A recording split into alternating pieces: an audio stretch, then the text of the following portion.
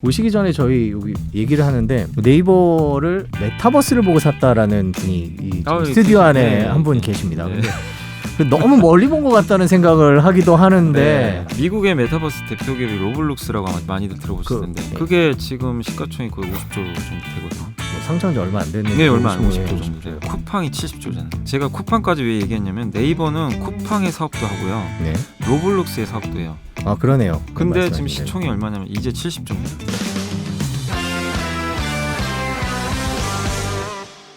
저희가 오늘 올 하반기를 미리 한번 예상해 보도록 네. 하겠습니다. 가깝게는 3분기죠. 가장 먼저 드려야 될 게 삼성전자 얘기일 것 같습니다. 네. 반도체 얘기. 삼성전자 1월, 2월에 사신 분들은 되게 답답하신 분들도 있습니다. 심지어 네. 카카오 살 걸 뭐 이런 얘기를 네, 하시는 분들도 그렇죠. 계시더라고요. 근데 삼성전자는 언제쯤 오를 수 있을까요? 저는 뭐 그렇게 시간이 오래 걸릴 거라고 생각은 안 하고, 네. 그러니까 저는 이제 그래도 7월 중에는 한번 좀 움직이지 않을까. 7월. 예, 네. 왜냐하면 이제 2분기 실적 발표가 7월 아마 첫째 주 아니면 둘째 주에 보통 발표를 해요.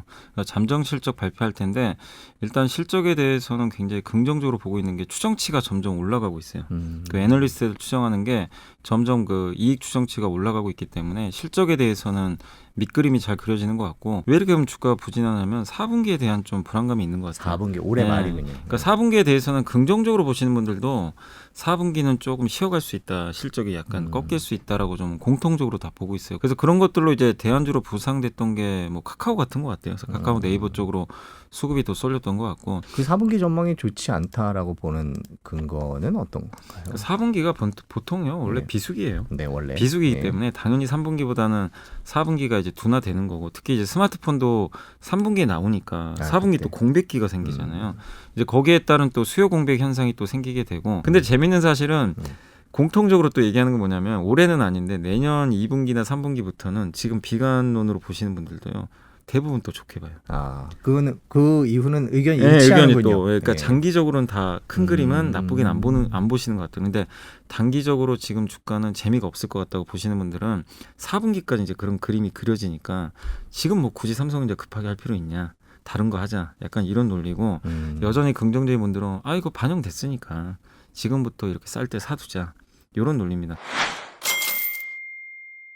현대차 주주분들도 카카오 네이버 보면서 답답하신 건 마찬가지인데요. 저는 개인적으로 최근에 아이오닉 5를 봤어요. 네. 실제로 길거리에 이제 다니는 게 눈에 네. 많이 띄기 시작하는데, 테슬라가 길거리에, 대한민국 길거리에 막 보이기 시작할 네. 때, 물론 이미 그 전에도 테슬라 주가는 많이 올랐었지만 네. 그 이후에도 많이 올랐던 기억이 있어요. 실제로 아 이게 길거리 돌아다니니까. 시장이 원하는 건 엔진차 만들어서 돈 벌기 원하는 게 아니잖아요. 아니죠. 네. 근데 엔진차로 돈을 벌긴 벌어야 됩니다. 왜냐, 그 돈을 안 벌면 다음 넥스트 스텝을 밟을 수가 없어요. 투자금이 금이. 필요하군요. 그래서 저는 현대차가 절대적으로 유리한 싸움이라고 보는 게 돈이 많아요. 아시겠지만 제너시스로 지금 돈을 많이 벌고 있어요. 네, 제네시스 많이 네, 팔렸죠. 근데 그게 판매단가 올리잖아요. 네. 그리고 지금 상황이 나쁘지가 않은 게 반도체가 없으니까 차 생산이 안 돼가지고 중고차 가격이 급등을 하잖아요. 네. 신차 가격을 올려버려요. 현대차 입장에서는 그냥 지금 분위기가 이러니까 좀 더 비싸게 올려도 팔리네. 근데 그게 안 되는 업체들이 전 세계에 많아요. 지금 기존의 내연기관차로도 돈을 못 벌고, 그러니까 물론이니까 포드나 GM이나 폭스바겐은 지금 잘하잖아요. 네. 나머지 업체들 보면은 존재감이 별로 없어요. 도요타는 아예 전기차 대비도 안 해놓고 있고, 현대차도 욕을 정말 많이 먹었잖아요. 왜 너네 그 전기차 준비 안 하고 있냐? 진짜 그랬어요. 몇 년 그렇죠. 전. 몇 년 전까지. 네, 왜 안 해? 왜 안 해? 막 하라고 하는데도. 근데 이제는 누구보다 빠르게 하잖아요. 아이오닉 5, 기아의 EV6도 좀 있는 데다가 거기다가 지금 아까 M&A 했죠. 네. 자율주행 전기차 나오죠. 그 다음에 UAM이라고 이제 플라잉카. 네. 거기다 수소 100까지 만든다고 했어요. 수소배요. 네, 수소 전기차도 하잖아요. 근데 이게 성공할지 안 할지 우리 모르잖아요. 설사 좀 안 되더라도 저는 잃을 게 없다고 보는 게 PER이 9배밖에 안 돼요. 아, 이렇게 주가 올랐는데도 올랐는데도 돈을 아웃되군요. 이렇게 많이 벌어버리니까, 그러니까 성장주인데 PER이 9배밖에 안 된다고? 이런 지금 상황이에요. 그럼 아직도 올라갈 여지가 많다는 거죠. 저는 좀 개인적으로 2, 3년은 안 파셨으면 좋겠습니다. 그런가. 그리고 급락, 중간에 또 급락하겠죠. 언젠가는. 급락하면 좀 더 늘리시고. 카카오 주식 갖고 계신 분들 중에 이 정도면 많이 올랐다라고 생각하고 파신 분들도 있습니다. 있겠죠. 예, 당연히. 있습니다. 근데 그럼요. 계속 오릅니다. 이제 네네. 그런 분들이 가장 가슴이 아플 텐데요. 네. 부장님 다른 채널에서 말씀하시는 거 들은 적이 있어요. 네네. 저는 거기에 거의 200% 동의했는데 네. 카카오는 다른 이제 모빌리티라든지 카카오뱅크라든지 이런 것들이 상장을 하면서 그 가치가 일정 부분 훼손될 우려도 있다. 뭐 네. 훼손이라는 표현을 쓰시진 않았습니다만은 네. 그런 우려가 있기 때문에 이 주가에 대해서는 뭐 좀 생각해 봄직하다라고 네. 말씀을 하셨던 것 같아요. 네. 저는 거기에 동의를 했었는데 지금도 네. 마찬가지 의견이시죠? 네, 저도 변동은 없고, 그러니까 저는 사실은 4월, 5월까지는 저도 우선순위가 항상 카카오였어요. 네이버보다. 왜 그 이유는 단순한 게 카카오는 일단 우리나라의 거의 독점 플랫폼입니다. 카카오톡을 이용해서 다 할 수가 있어요. 네. 모든 걸. 근데 네이버는 검색 기반인데 사실 한번 생각해보세요. 네이버는 내가 그냥 검색 안 하고 안 쓸 수도 있어요. 하루에 한 번이라도 안 쓰는 경우가 있을 수 있어요. 근데 카카오는 어쨌든 다 접속을 해요. 웬만한 우리 국민들은 무조건 하루에 한 번은 쓰게 돼 있습니다. 이게 소통을 해야 되니까. 근데 네이버 그냥 검색 안 하고 이틀에 한 번 검색해도 되거든요. 사실 내가 필요한 거 찾으면 되니까. 그리고 네이버 쇼핑에 대안이 많잖아요. 쿠팡을 써도 되고 아니면 지마켓에 가서 내가 써도 되고. 근데 카카오는 그걸 어떻게 할 방법이 없어요. 내가 벗어날 수 있는 방법이. 그리고 카카오를 더 선호했던 이유는 실적 면에서도 압도적이에요. 올해 1분기에 카카오 영업이익률이 영업이익 증가한 게 80%가 넘고 제가 이런 표현 많이 했지만 카카오는 사자 같다. 자기 자식들을 다 뿌려놔요. 너 알아서 커서 와라. 아니면 이제 잠깐 도와주긴 하죠. 지분 일부 태워가지고 네. 도와주기도 하지만 야생에서 직접 키워요. 그러다 보니까 돈이 많이 들어가요. 이 자회사들 키우는데. 그래서 그 비용 부담이 몇 년 전부터 있었어요. 근데 네이버는 지금 번 돈 가지고 그 울타리 안에서 계속 사육을 한 거예요. 그러니까 사업부로 키운 거죠. 자회사냐 사업부의 차이였어요. 그래서 몇 년간은 네이버가 실적이 더 좋았죠. 돈 셀 일도 별로 없었고. 근데 카카오는 돈이 많이 샜어요. 모빌리티가 돈 되는 것도 아니잖아요. 뱅크 돈 많이 들어갑니다. 적자였고 페이도. 근데 몇 년 지나니까 지금 바뀌어버렸죠. 네. 이제 돈 벌어요, 얘네들이. 엄청난 자식 이제 성장을 해가지고 네. 다 대학생 되고 이제 졸업하고 취직하는데 너무 좋은 데로 취직한 거예요. 이제 보내줄 시기가 온 거예요. 근데 이 얘네들을 밸류를 하니까 너무 가치가 올라가니까 카카오가 이제 더 부상이 된 거죠. 와, 진짜 제대로 키워냈구나. 네. 그래서 카카오가 훨씬 매력이었는데 여러분들이 하반기입니다. 얼마 안 남았어요. 한 달이나 한 달 반 남았는데 제일 큰 자식인 카카오뱅크가 이제 독립 준비를 하기 시작했어요. 네. 큰아들이 나가는 네, 큰아들이 나가요. 네. 그러면 주주분들이 한번 잘 고민해 보시라는 거예요. 나가는 순간부터는 주주 가치가 좀 희석될 수가 있거든요. 큰아들이 따로 상장을 하니까. 그래서 왜 이 말씀 드리냐면 SK가 옛날에 SK 바이오팜을 상장하기 전에 주가가 2배 올랐었거든요. 그리고 어떻게 됐냐면 상장하고 나서 SK 주가가 반토막이 났어요. 거의. 이제 떨어져 나가니까. 이런 좀 그러니까 우리 한국 기업들 보면 SK 케미칼이 자회사 SK 바이오사이언스가 세계적인 백신 회사잖아요. 자회사로 있을 땐 상관없었는데 상장한다고 하니까 주가가 정말 미친 듯이 올라갔습니다. SK 케미칼이 상장하고 나니까 역시나 주가가 폭락했어요. 그러니까 카카오 갖고 그런다는 건 달라요. 카카오는 그래도 기본적으로 플랫폼을 기반으로 해서 이렇게 하니까 그 정도까지 빠지지 네, 않아요. 카카오는 기본은 있다. 네, 네. 그래서 저는 그래서 급나간다는 얘기가 아니라 네. 여기서 더 오르기가 힘들 수도 있다는 거예요. 그리고 네이버는 상대적으로 못 올랐잖아요. 사실상 여지껏. 예. 예. 근데 완전 정반대 이유 때문에 일단 네이버가 하는 사업은 쇼핑인데 경쟁이 아직 치열해요. 치열한 데다가 자회사들을 상장을 시키는 게 아니라 다 지금 가지고 있어요. 상장 계획도 별로 없어요.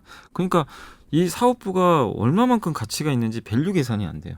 이게 도대체 10조짜리인지 5조짜리인지 네이버 페이가 얼마지?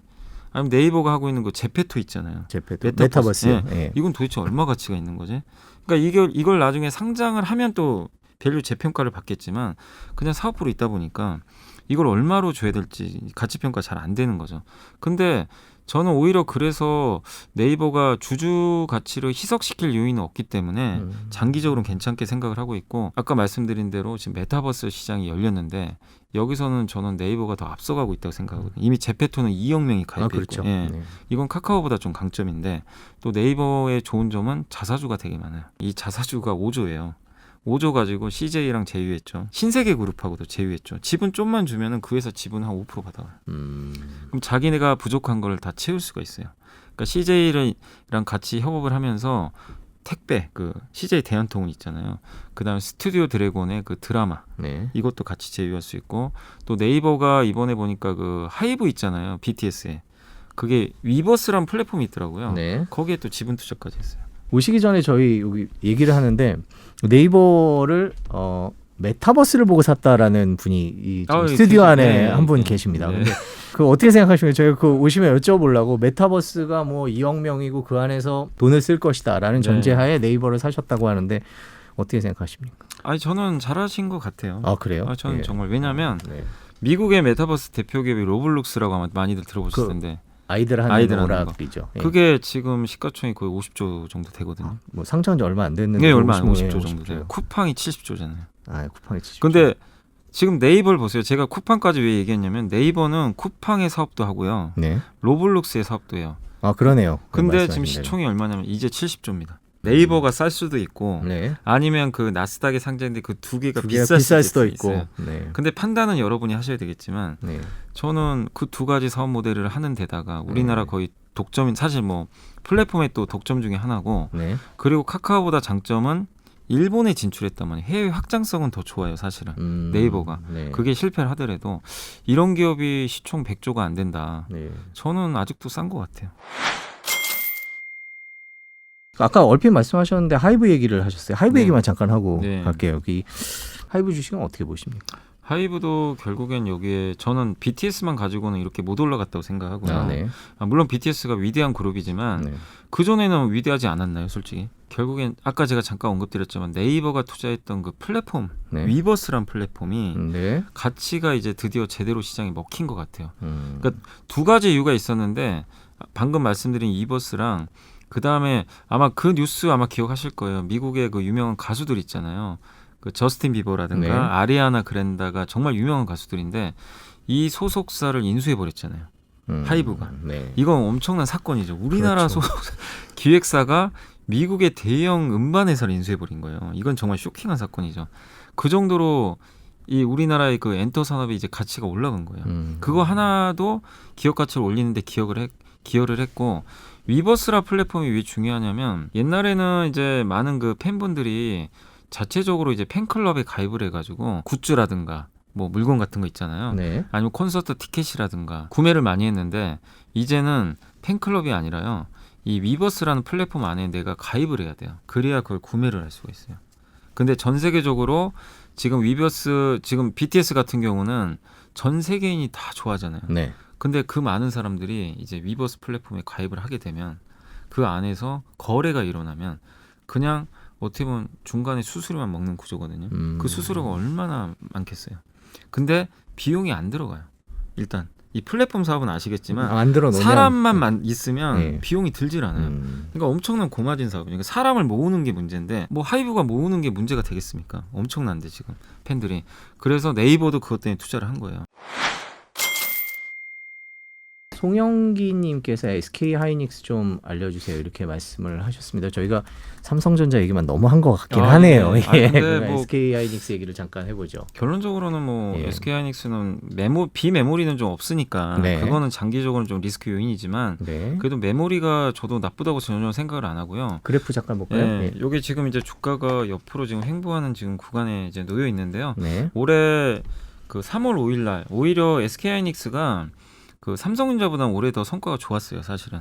1월에 삼성전자 고점 찍고 하이닉스는 그 후에 3월에 고점 찍었는데 그리고 나서 지금 주가가 지금 한 3개월 정도 쉬고 있는데 충분히 기간 조정은 저는 받았다라고 좀 보고 있고 네. 아까 제가 메모리 쪽은 설명을 다 드렸잖아요. 네. 저는 분명히 3분기에는 어느 정도 좀 특히 서버 쪽에서 모멘텀 나오고 그 모바일이나 PC 쪽이 좀 안 좋다고 하더라도 과거에도 데이터 보면은 안 좋아도 어쨌든 가격이 올라갔거든요.